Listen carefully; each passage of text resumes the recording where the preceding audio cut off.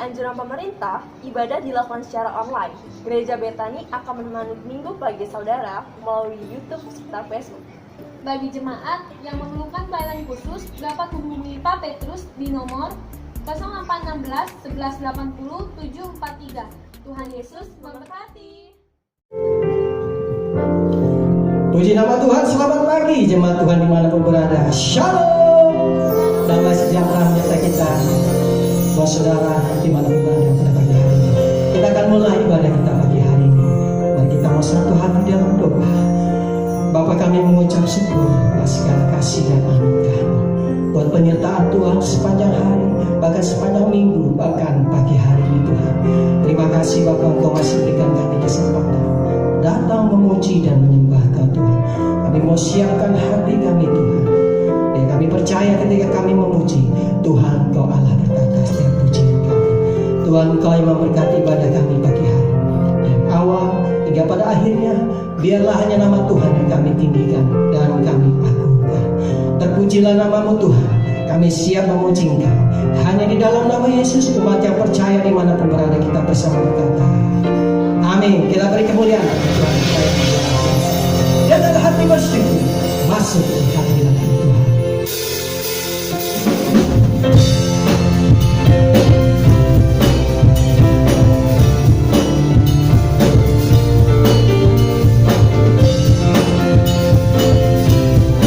Mari kita Tuhan dimanapun berada, kita sama-sama kita pujian.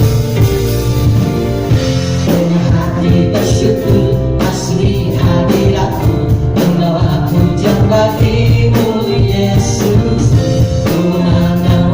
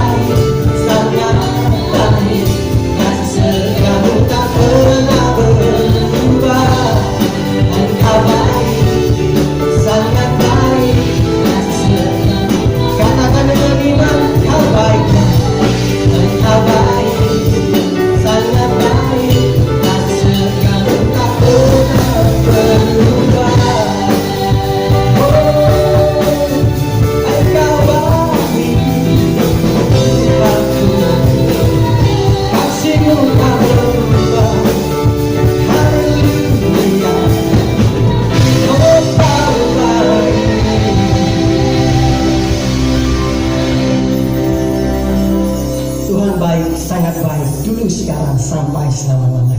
Amin. Mari kita masuk hadirat Tuhan. Oleh karena kemurahan-Mu Tuhan, boleh kami ada pagi hari ini. Terima kasih Tuhan buat kesempatan yang Tuhan beri. Kami datang memuji menyembah.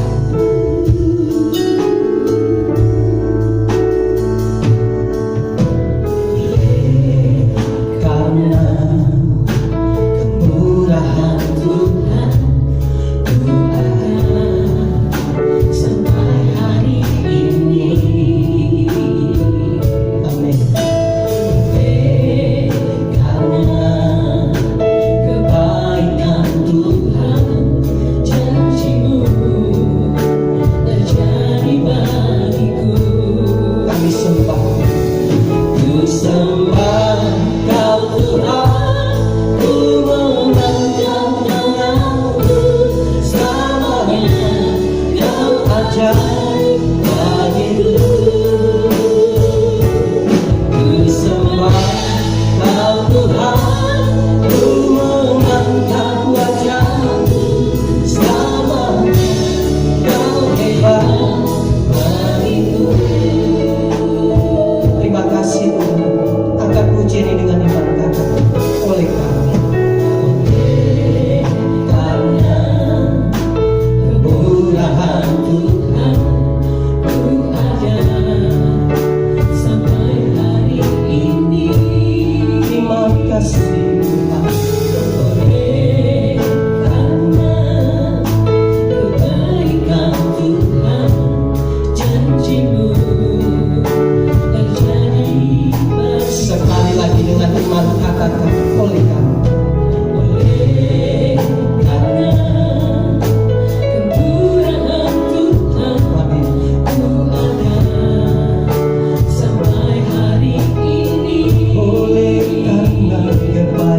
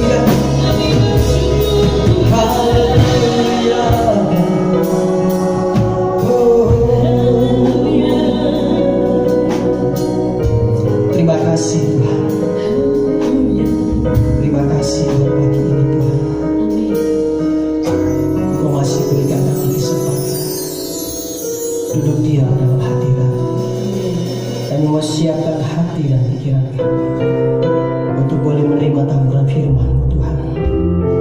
Satu hal yang kami percaya, rencana-Mu indah dalam setiap umat-Mu.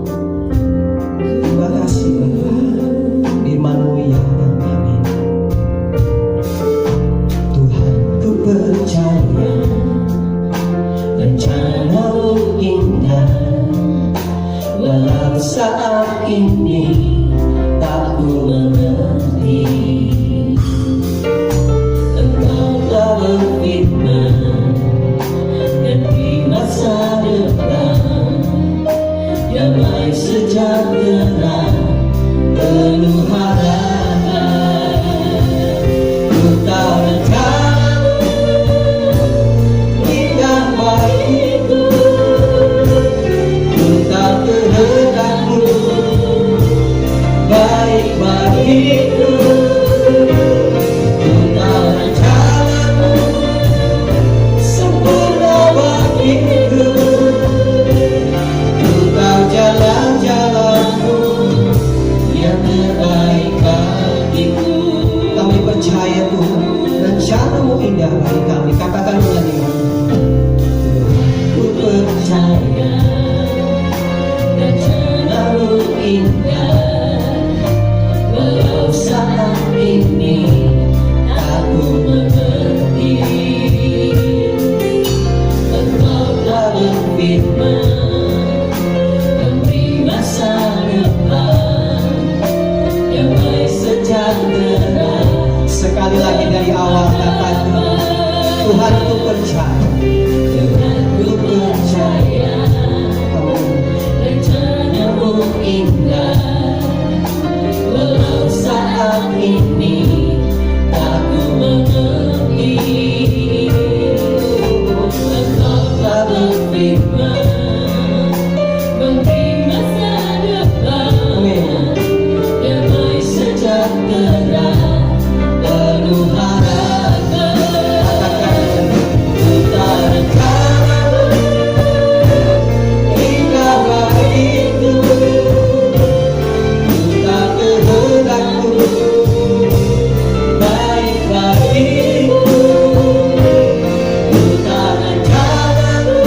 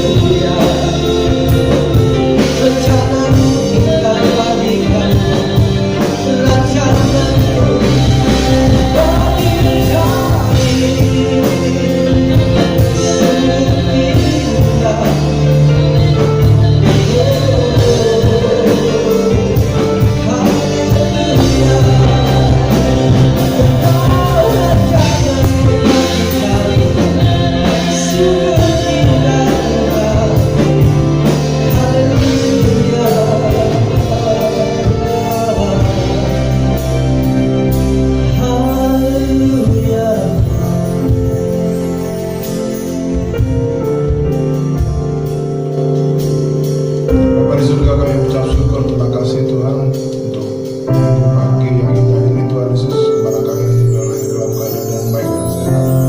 Kami boleh sama-sama berkumpul di dalam ibadah secara online ini Tuhan. Berkati kami semua ya Bapak, berkati jemaat-Mu juga, supaya kami mendapatkan sesuatu daripada Engkau. Terima kasih Bapak, dalam nama Yesus kami berdoa. Haleluya. Amin. Amin.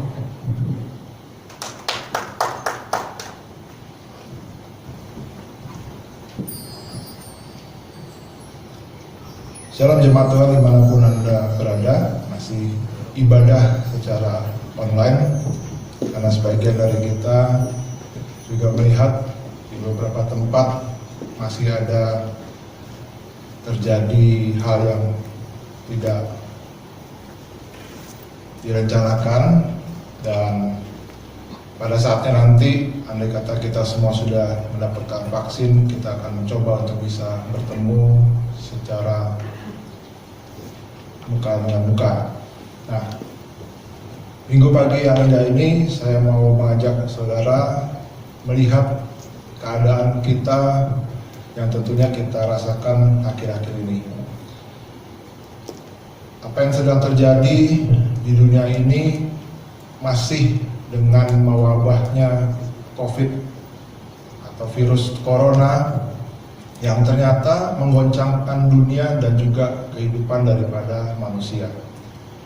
Dunia dan kita sampai hari ini dibuat terkejut, panik, kewalahan dalam menghadapinya. Bayangkan andai kata vaksinnya sudah ada, tapi karena sesuatu hal di bagian bumi yang lain malah terjadi gelombang kedua, bahkan boleh dikatakan diistilahkan dengan tsunami, sampai kasusnya hari-hari terakhir belakangan ini mencapai 400.000 kasus per hari, suatu jumlah yang luar biasa. Dan kalau terjadi di tempat kita, mungkin kita juga mendapatkan satu hal yang tidak bisa kita tolerir. Dan yang menjadi korbannya juga bukan orang-orang yang mendapat klasifikasi tertentu, bahkan semua, tidak pandang bulu, tua muda, orang yang biasa, sederhana, tapi juga pemimpin negara, politikus, dokter, tenaga medis, bisnismen, artis, olahragawan, bahkan juga ada beberapa dari hamba Tuhan yang menjadi korban daripada virus corona ini. Nah, saudara, ketika masa sulit dan kesusahan menimpa hidup manusia, sangat wajar kalau muncul yang namanya ketakutan dan kekhawatiran. Ada perbedaan yang cukup besar antara kekhawatiran dengan ketakutan, di mana kalau saudara tahu, ketakutan adalah rasa takut menghadapi sesuatu objek yang benar-benar ada di hadapan kita. Contohnya, kita takut dengan ular misalnya, atau kita takut dengan adanya penjahat, seperti itu. Tetapi kekhawatiran adalah satu perasaan takut juga terhadap sesuatu objek yang belum pasti ada di depan kita, ada di hadapan kita. Biasanya disertai dengan pertanyaan, bagaimana jika titik-titik-titik? Bagaimana jika kita terkena virus? Bagaimana jika kita kehilangan pekerjaan kita? Bagaimana jika barang-barang di supermarket habis? Kira-kira seperti itu. Kekhawatiran adalah seperti ibaratnya, saudara pernah lihat kursi goyang. Kursinya goyang terus, membuat kita khawatir. Tapi kursi itu tidak pergi kemana-mana, dia tetap diam pada tempatnya. Tapi membuat habis tenaga kita. Kita mau coba kursi itu membuat sesuatu hal yang luar biasa buat kita. Kita menggoyangkan, kita menggunakan tenaga kita sampai habis. Tapi kursinya tetap tidak pergi kemana-mana, diam di situ, bergoyang iya, tapi tidak kemana-mana. Nah, kekhawatiran kalau tidak kita kelola dengan baik bisa melumpuhkan kehidupan manusia. Manusia biasanya bisa dengan gampang diperbudak oleh kekhawatiran. Dan kekhawatiran atau rasa khawatir bisa juga disebut sebagai satu virus yang tanpa kita sadar juga bisa secara global menjadi pandemi, seperti layaknya virus corona tersebut yang menyebar kemana-mana dan dia mengancam kehidupan daripada manusia. Yang pasti kekhawatiran atau ketakutan bisa memberi kita satu pengalaman yang tidak nyaman, membuat kita murung, sedih, kehilangan sukacita, bahkan ada beberapa yang tidak bisa tidur. Padahal kalau saudara bisa tidur itu adalah satu berkat yang paling luar biasa. Kita bisa beristirahat, di mana besok pagi kita bangun dengan sehat, dengan segar, kita bisa melakukan aktivitas kita lagi. Tapi saudara coba tidak bisa tidur sehari aja, semalam aja nggak bisa tidur, kita akan menjadi uring-uringan paginya, merasa kepingin melakukan sesuatu tetapi tidak punya tenaga. Nah, kekhawatiran bisa terjadi kepada siapapun, termasuk kepada kita yang disebut dengan anak-anak Tuhan. Oleh sebab itu, ketika orang Kristen mengalami kekhawatiran, itu artinya yang pertama adalah bahwa kita masih manusia biasa, human being, bukan Superman. Melalui peristiwa pandemi virus ini, kita melihat bahwa siapapun kita, sehebat apapun kita, ternyata kita juga bisa rentan terkena virus. Kalau tidak terkena virus, kita khawatir terkena virus. Jadi kekhawatiran membuktikan bahwa kita masih manusia. Yang kedua, ketika kita mengalami kekhawatiran, kita juga tetap orang Kristen. Jadi kalau kita menganggap bahwa setelah menjadi Kristen kita tidak mendapatkan kekhawatiran, tidak terjadi, karena kita masih mempunyai satu hal yang harus kita lawan, satu hal yang harus kita perangi di dalam kehidupan kita, yaitu kekhawatiran ataupun ketakutan. Nah, Tuhan juga waktu dia menjadi manusia ada di bumi ini juga pernah mengalami yang namanya kekhawatiran dan ketakutan. Pada saat apa? Pada saat ia tahu bahwa ia harus menempuh jalan salib atau kematian. Kita tahu dalam pergumulannya di Taman Getsemani, Tuhan juga berjuang dengan kekhawatiran dan menghadapi ketakutan. Nanti saudara baca di Matius 26 ayat 38, di sana dikatakan, hatiku sangat sedih seperti mau mati rasanya. Lukas 22 ayat 44 dikatakan, ia sangat ketakutan, peluhnya menjadi seperti titik darah yang bertetesan ke tanah. Nah, ini menandakan bahwa Tuhan pun berjuang dengan kekhawatiran dan ketakutan yang ia hadapi. Nah, ada perbedaannya antara kekhawatiran yang dialami Tuhan dengan kekhawatiran ataupun ketakutan yang dialami kita. Kita manusia menjadi khawatir dan takut misalnya terhadap virus, karena kita tidak tahu apa yang akan terjadi, apa yang akan kita alami.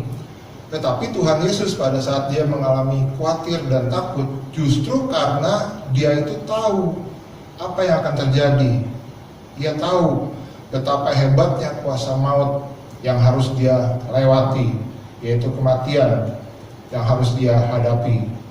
Kita manusia khawatir dan takut karena memang manusia tidak berdaya, tidak mampu mengatasi yang namanya masalah. Berbeda dengan Tuhan. Jika ia khawatir dan takut bukan karena ia tidak mampu dan tidak sanggup untuk mengatasinya. Karena sebenarnya dengan kuasa yang ada pada Tuhan, dia harusnya sanggup dan mampu untuk bisa mengalahkan masalah tersebut. Dalam Alkitab dikatakan dia menyembuhkan orang yang sakit. Dia juga memerintahkan angin ribut itu berhenti waktu dia berada dalam perahu. Dan bahkan ia juga sanggup membangkitkan orang dari kematian. Apakah harusnya Tuhan itu khawatir dan takut? Nah, itulah perbedaannya. Dia khawatir dan takut pada saat dia menjadi manusia, karena dia tahu dia harus melewati semuanya itu. Pada saat itu Tuhan memang takut karena dia betul-betul memiliki sifat manusia. Dia takut bukan seperti yang kita manusia katakan dan pikirkan. Tuhan memang takut dan gemetar, tetapi ia tidak mundur. Dia terus maju karena dia harus menggenapi rencana Bapaknya di atas kayu salib. Nah, ini membuktikan bahwa Yesus betul manusia yang berasal dari Allah sendiri. Jadi sebagai manusia kita nggak perlu takut, nggak perlu minder, karena kita masih punya perasaan khawatir, punya perasaan takut. Yang pasti kita harus mencontoh kehidupan daripada Tuhan Yesus, yaitu kita harus bisa melewatinya, mengatasinya. Supaya apa? Supaya kita bisa memenang atas daripada ketakutan dan kekhawatiran kita. Saudara nanti baca di Yohanes 12 ayat yang ke-12 sampai 16. Di sana diceritakan bahwa memang Yesus masuk ke Yerusalem disambut sebagai seorang raja. Tetapi Yesus dan para murid tahu apa artinya masuk ke dalam Yerusalem. Artinya waktunya sudah dekat untuk dia diserahkan dan dihukum mati. Kalau kita boleh bandingkan dengan yang terjadi dengan saat ini dengan manusia saat ini, situasi yang mengancam dan menakutkan bagi kita, maka apa yang dihadapi Tuhan kurang lebih adalah seperti itu. Ia sedang menghadapi kematiannya di kayu salib. Bukan karena ia bersalah, tetapi memang misinya di dunia harus mati untuk bisa menebus dosa kita manusia dan menyelamatkan seluruh isi dunia ini. Jadi ketika Tuhan Yesus masuk ke Yerusalem, ia tahu musuhnya itu udah menanti untuk bisa menangkap dia, menghukumnya, menghadapkan semuanya itu, dan Yesus dalam keadaan yang tenang, tidak panik, tidak gentar. Ia juga tidak menghindar daripada yang namanya kematian. Nah, disinilah hebatnya Tuhan. Ia mengerjakan apa yang harus dia lakukan agar yang namanya misi penyelamatan dari Bapaknya, yaitu Allah, bagi dunia ini dapat dilaksanakan dan digenapi. Yang menarik dari peristiwa tadi adalah kalau saudara nanti baca di Yohanes 12 ayat 12 sampai 16, Yesus masuk sebagai raja, tapi bukan raja yang pergi berperang. Jadi ia tidak pakai kuda, tapi ia pakai keledai. Keledai adalah satu binatang yang terkenal lamban gitu ya, tidak berbuat sesuatunya tidak cepat, tidak buru-buru. Tapi ada juga yang menandakan bahwa binatang keledai itu adalah binatang yang menandakan perdamaian dan kasih. Jadi kalau kita perhatikan, kematian Tuhan telah begitu dekat terbayang oleh Yesus, tapi dia masih bisa memperdulikan akan orang lain. Dia datang ke kota yang namanya Yerusalem, yang kota itu sendiri menolak dia, menawarkan perdamaian dan kasih sayang. Jadi Tuhan menawarkan satu perdamaian. Jadi tindakan Yesus bisa menjadi teladan bagi kita semua. Dalam situasi apapun, situasi yang mencekam, menakutkan, kita jangan hanya diam di rumah, tidak berbuat apa-apa, tapi kita harus bisa menjalankan apa yang menjadi bagian dan panggilan hidup kita yang terbaik. Karena kita sebagai orang Kristen disebut adalah gereja Tuhan. Nah, saat inilah waktu yang baik dan tepat untuk kita bisa menjadi berkat. Kita bisa menjadi saksi. Saksi siapa? Saksi daripada Tuhan. Untuk bisa menawarkan, membagikan perdamaian, kasih kepada orang yang ada di sekeliling kita. Walaupun kita masih berada di dalam rumah. Kita melakukan ibadah masih secara online. Saudara di rumah. Tapi bukan berarti saudara tidak bisa membagikan kasih itu kepada orang lain. Nah, memang pemerintah sudah membuat peraturan bahwa kita harus bisa berdiam diri, menekan supaya virus ini tidak berkembang seperti di negara lain yang sudah sering kita baca dalam mass media, dalam koran. Tetapi kembali lagi kepada kita, mau nggak kita untuk melakukannya? Kalau kita mau melakukannya, berarti kita juga bisa membagikan misi kasih itu kepada orang-orang lain, supaya mereka juga bisa tetap sehat, virusnya tidak berkembang, dan pada saatnya nanti saudara sudah mendapatkan giliran untuk divaksin, saudara bisa dalam keadaan yang baik, yang sehat. Nah, tindakan daripada Tuhan Yesus masuk ke kota yang namanya Yerusalem dengan naik keledai, menawarkan perdamaian dan kasih sayang, itu mempunyai makna yang jauh lebih daripada simbolis saja. Tuhan mau memberikan alternatif, Dia mau menunjukkan, mau memberitahukan kepada kita bahwa kerajaan Dia itu lebih besar daripada kerajaan dunia. Dan kemudian yang namanya kemuliaan menjadi kerendah hatian, dan dari yang namanya perang Dia buat jadi damai. Nah, bukankah hal ini yang sedang terjadi di dunia? Semua kita sebelum adanya virus ini, semua orang berbicara tentang namanya perang. Saudara kalau lihat ada perang di sini, perang di sana, semua mereka selalu ingin mendapatkan yang namanya kekuasaan. Tapi apa yang terjadi setelah terjadinya pandemi virus tersebut? Ada beberapa hal yang menarik, saudara, bahwa cara perangnya berbeda. Bukan dengan angkat senjata, tetapi dengan negosiasi. Jadi kalau saudara perhatiin beberapa informasi, mereka sudah mulai mendekati beberapa negara dengan cara, kalau mau diberikan obat daripada virus ini, kamu harus tunduk sama saya. Jadi dia akan suplai obatnya. Tapi kalau misalnya enggak, vaksinnya ditahan. Seperti itu kurang lebihnya. Tapi tetap tujuan mereka tetap seperti itu, cuma caranya yang berbeda. Nah, apa sih yang saat ini sangat dicari dan dibutuhkan oleh dunia?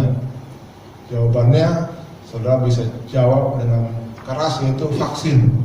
Banyak dari kita yang kepingin segera divaksin.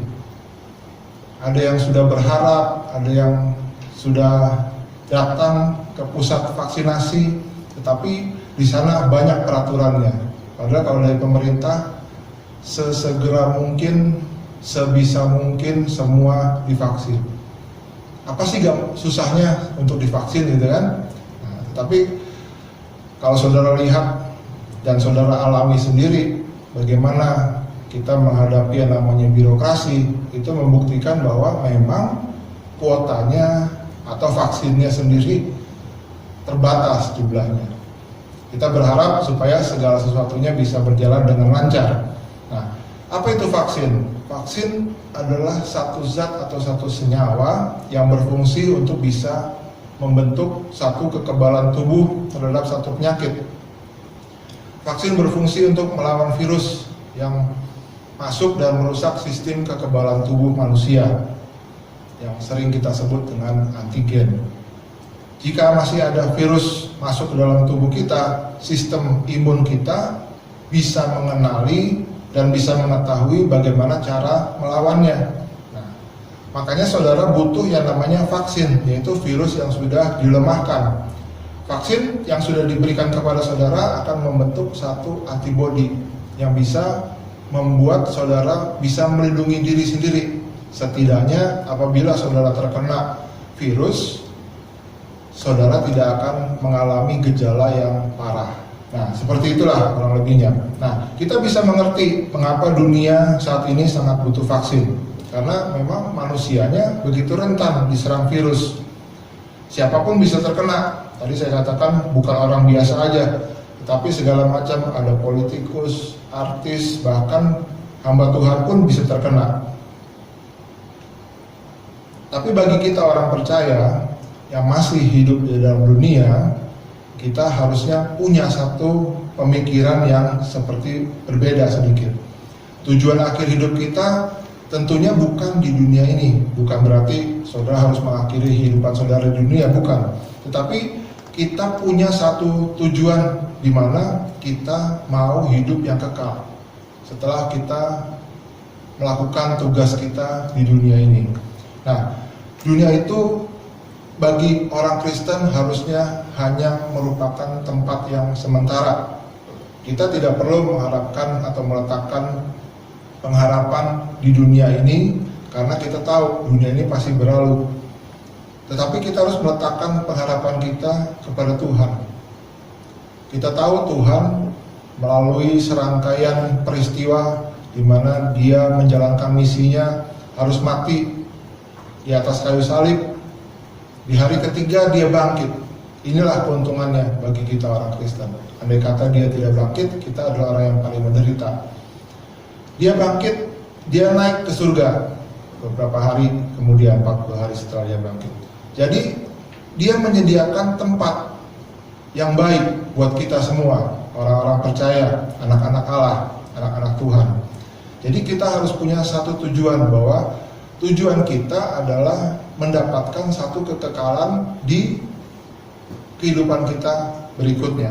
Oleh karena itu, fokusnya kita tidak hanya pada hidup yang sementara pada dunia ini, tetapi juga kita harus bisa hidup dalam kekekalan bersama dengan Tuhan. Nah, dengan keyakinan ini, maka sebagai orang percaya, kita menghadapi banyak ancaman.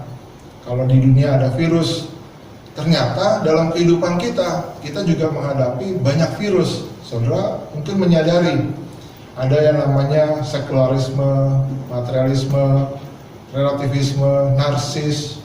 Semua itu sangat berbahaya, dan ternyata hal tersebut merupakan virus juga bagi kita. Nah, bagaimana kita bisa menghadapinya?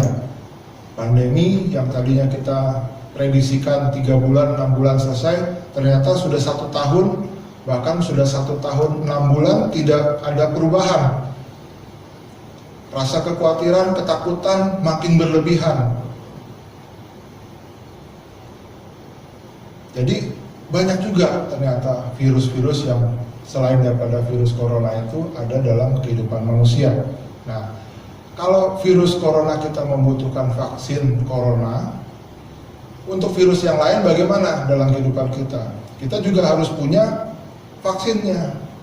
Supaya apa? Supaya kita bisa mendapatkan antibodi, supaya kita bisa melewatinya, sehingga kita tidak perlu khawatir dan takut. Nah, satu hal yang saya percaya, bahwa kita harus punya yang namanya iman sebagai vaksin dalam hidup kita mengalami untuk bisa mengatasi virus-virus. Nah, iman itu merupakan satu anugerah dari pemberian Tuhan. Iman dikaruniakan Tuhan kepada kita agar kita dapat percaya dan bisa mempercayakan diri kita kepada Tuhan. Efesus 6 ayat 16 mengatakan, dalam segala keadaan pergunakanlah perisai iman, sebab dengan perisai itu kamu akan dapat memadamkan semua panah api si jahat. Bagi Rasul Paulus, iman bagi orang Kristen dia gambarkan sebagai perisai seorang prajurit. Nah, apa fungsinya atau gunanya daripada perisai? Untuk bisa melindungi diri agar kita dapat bertahan kalau musuh menyerang kita.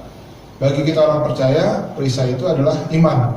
Perisai iman menjadi benteng pertahanan yang berfungsi sebagai vaksin yang memberikan kekebalan atau daya tahan dalam kehidupan rohani kita. Iblis itu punya banyak cara untuk bisa menyebarkan virus. Dan dia ingin supaya kita itu menjadi lemah. Kita tidak menjadi berdaya, sehingga misi penyelamatan yang dilakukan Tuhan tidak berhasil. Dan kita yang punya misi sebagai orang Kristen untuk menyebarkan Injil menjadi tidak berguna. Kita selalu diperhadapkan dengan hal-hal yang tidak baik. Karena apa? Karena kita memang imannya kurang. Apa itu iman? Definisinya bisa saudara baca. Iman adalah dasar segala sesuatu yang kita harapkan dan bukti dari segala sesuatu yang tidak bisa kita lihat. Umumnya banyak orang mau percaya kalau sudah lihat bukti. Sulit bagi orang masa kini untuk bisa mempercayai segala sesuatu yang belum pernah dilihat atau dialami sendiri. Kadang-kadang dianggapnya kita itu menghayal atau disebut dengan halusinasi gitu ya, yang sering kita pendekkan katanya dengan halu, kira-kira seperti itu. Nah, iman bukanlah sekedar berjalan maju ke depan, melainkan ditarik dari depan. Jadi kalau kita punya iman, kita itu bukan menggantungkan kepada Tuhan, tetapi Tuhanlah yang menarik kita untuk bisa berjalan di dalam jalannya. Nah, saudara bisa bayangkan, saudara punya iman, artinya bukan saudara menggantungkan kepada apa yang Tuhan kerjakan, kita ngikut aja, bukan. Tetapi kita mempercayakan diri kita supaya Tuhan itu menarik kita berjalan di jalannya. Nah, jadi bedanya nih saudara. Kalau saudara ngikut, saudara akan mengikut kemana aja ikut.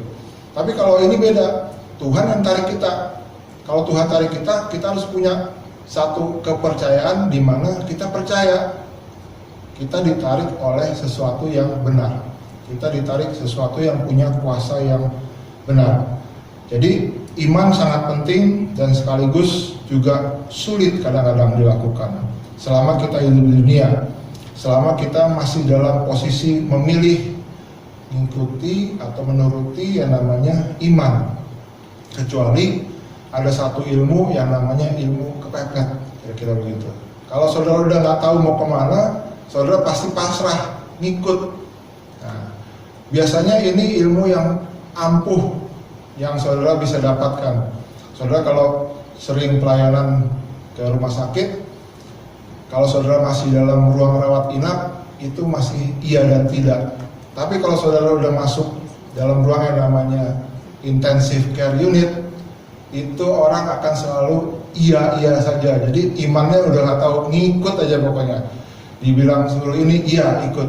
Nah, jadi disitulah dimana kita bisa mendapatkan ilmu dimana Tuhan itu benar-benar berharga. Kalau masih dalam rawat inap ya nggak tentu gitu kan. Besok dia bisa sehat, sembuh dengan pengetahuan medisnya, selesai bisa keluar dan jalan-jalan lagi. Tapi kalau misalnya dalam ICU itu chance-nya itu kesempatannya 50%. Jadi bisa iya, bisa lanjut atau tidak lanjut, kira-kira begitu. Nah, disitulah iman terlihatnya sangat berfungsi. Nah, kita manusia cenderung selalu menjalankan sesuatu yang pasti. Tapi iman malah mengajak kita memasuki kehidupan yang tanpa kepastian. Hanya dengan pimpinan tangan Tuhan saja kita bisa mendapatkan kepastian tersebut. Kalau kita tidak dipimpin oleh Tuhan, nah itu dia masalahnya. Saudara harus yakin dulu bahwa yang menuntun saudara adalah Tuhan. Dan Tuhan dengan kepercayaan iman saudara, Dia ingin menarik saudara untuk masuk di dalam jalan Dia. Nah, bagaimana kita bisa memiliki iman yang seperti tersebut? Tentunya dengan cara hidup beriman, betul. Tapi kan ada jatuh bangunnya. Iya juga, betul. Kadang-kadang kita merasa lemah, kita bisa jatuh, tapi kita harus bangun lagi. Jadi berdasarkan pemahaman iman, kita harus bisa lihat bahwa ternyata ada caranya supaya iman kita bisa bertumbuh. Yang pertama, iman bisa bertumbuh setelah pendengaran akan firman Tuhan. Jadi kalau kita membaca firman Tuhan, kita bisa menjadi percaya. Roma 10 ayat 17 dikatakan, jadi iman timbul dari pendengaran, dan pendengaran oleh firman Kristus. Nah, saat ini kita juga sering lihat orang di luar sana sudah menjalankan sesuatu karena mereka mendengar akan nasihat, cuci tangan lah, pakai masker, hidup sehat supaya jaga kondisi tubuh kita dan terlindung dari yang namanya virus. Nah, kita harus bersyukur. Kadang-kadang kita berkebaktian secara online. Banyak hal yang bisa kita dapatkan. Kita bisa pindah-pindah channel. Kita bisa lihat gereja yang lain di saat yang sama. Kalau kita bosan dengan gereja yang biasa kita ikuti kebaktian secara online, kita bisa pindah, gitu kan? Nah, itu banyak ternyata. Dan viewernya juga banyak, kira-kira seperti itu. Nah, jadi kita banyak hal yang bisa kita lakukan dengan pemahaman daripada iman. Iman bertumbuh, tadi saya katakan, melalui pendengaran akan firman Tuhan. Saudara mau lihat beberapa tayangan daripada kebaktian, silahkan. Karena itu juga bisa membuat iman saudara bertumbuh. Nah, yang kedua, iman bertumbuh melalui ujian dan kesulitan hidup, di mana kita harus bisa lebih mempercayai. Di dalam perjuangan hidup beriman, kita akan menemukan dan mengalami kesulitan dan rintangan. Tuhan juga saya sering sebut dengan iseng. Dia mengizinkan kita mengalami satu ujian, mengalami satu kesulitan, di mana kita itu punya iman makin dimurnikan oleh dia. Iman yang sudah dimurnikan biasanya nilainya jauh lebih tinggi, apalagi dimurnikan dengan yang namanya api. Semakin besar ujian, semakin besar rintangan, membuat kita lebih bergantung kepada Tuhan, dan kita bisa menyerahkan hidup kita untuk selalu dipimpin oleh Tuhan. Jadi iman bertumbuh juga melalui ujian dan kesulitan hidup kita. Yang ketiga, iman bertumbuh ketika kita berani bertindak atau melangkah. Iman itu tidak disembunyikan, tetapi untuk diberitahukan, untuk disaksikan. Walaupun iman sifatnya itu adalah pribadi, tetapi kita harus bisa menyaksikan setiap kehidupan kita, supaya dengan kesaksian hidup kita, orang lain juga mempunyai cara hidup yang sama, dan mereka kadang-kadang bisa memanfaatkan pengalaman hidup kita untuk dia bisa mendapatkan yang namanya iman dari kehidupan mereka. Berani bertindak melangkah dalam iman bukan berarti kita menjalani hidup dengan nekat atau sembarangan. Kadang-kadang suka kepleset pembicaraannya. Kita harus bisa melangkah dalam iman. Jadi kita berjalan dengan iman. Kita berjalan udah nekat aja, bukan begitu. Tuhan punya tuntunan sendiri, tapi kita punya satu hal di mana kita mempercayakan bahwa Tuhan itulah yang membangkitkan iman kita. Dia menarik kita supaya kita berada dalam jalan Dia. Jadi ini yang harus kita lakukan. Yang pertama, iman timbul karena pendengaran, iman timbul karena kita menjalani kesulitan hidup kita, dan iman timbul saat kita mulai melangkah. Masih boleh maju. 40 hari setelah kebangkitan Tuhan, yaitu hari Kamis besok tanggal 13 Mei, Ia akan naik ke surga dengan jiwa dan raganya. Kenaikannya ke surga disaksikan oleh para muridnya. Sebelum Dia naik ke surga, Ia memberikan pesan pada muridnya bahwa mereka harus menjadi saksi sampai ke ujung bumi saat ketika Roh Kudus turun dalam kehidupan mereka. Saatnya kita bisa mendapatkan yang namanya Roh Kudus, dan kita harus bisa menjadi saksi Dia. Kita saat ini ada karena kemurahan Tuhan, karena kebaikan Tuhan, dan itulah janjinya Tuhan bagi kita.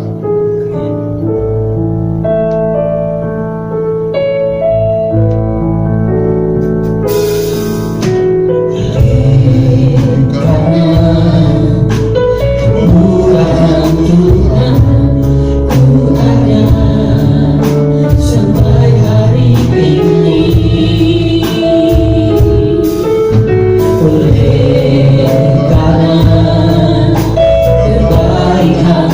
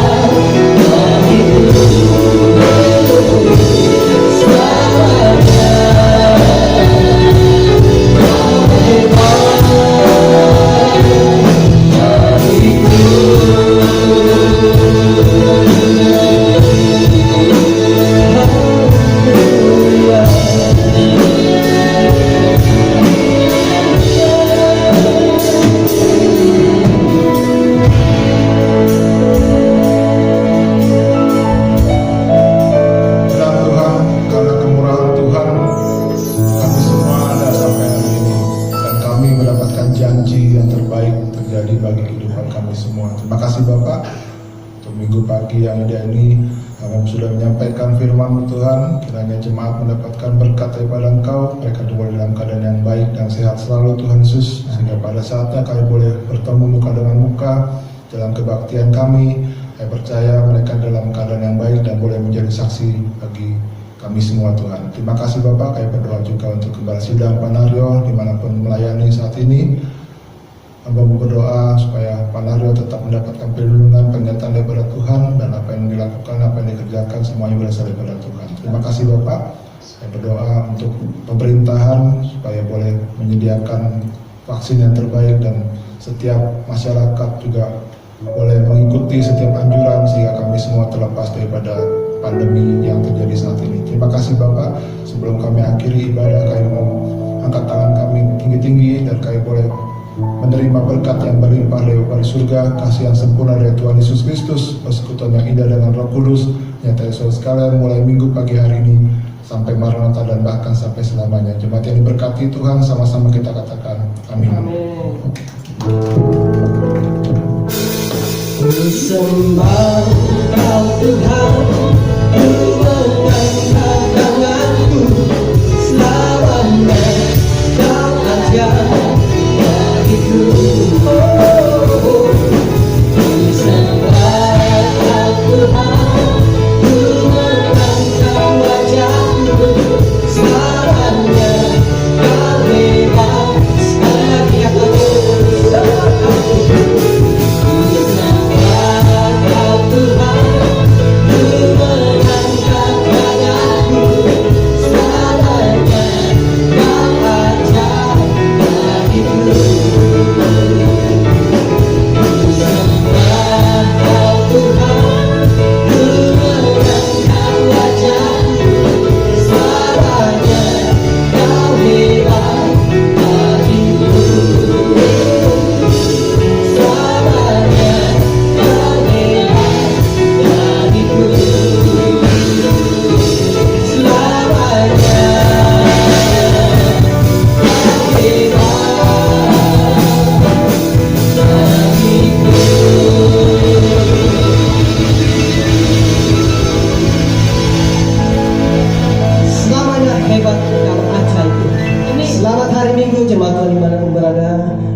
kembali minggu depan kita bersama-sama beribadah memuji Tuhan.